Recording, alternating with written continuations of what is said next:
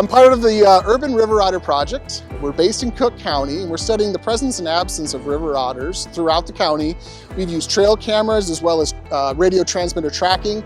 And this project here, we're at the border of Will County and Cook County at the Keepataw Preserve on Will County, and we're looking at hair snare sites and latrine sampling, looking at the population of otters.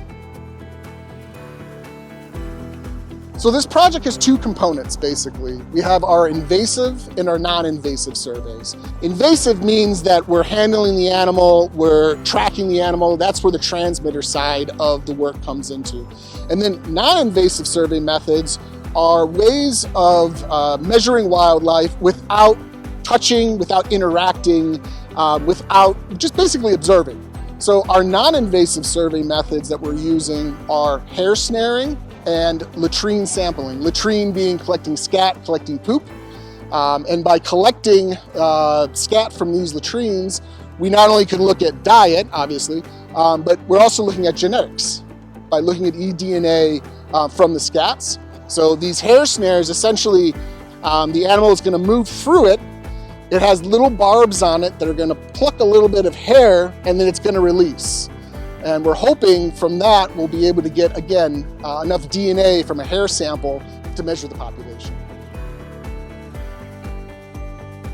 Otters in the Chicagoland area, the reason they're here today really started in the 1970s with things like the Endangered Species Act, as well as just overall improving waterways.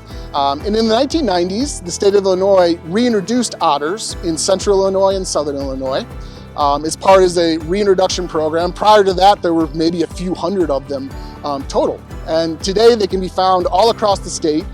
And why we are here today is we're looking at what are now the urban otters of Chicagoland.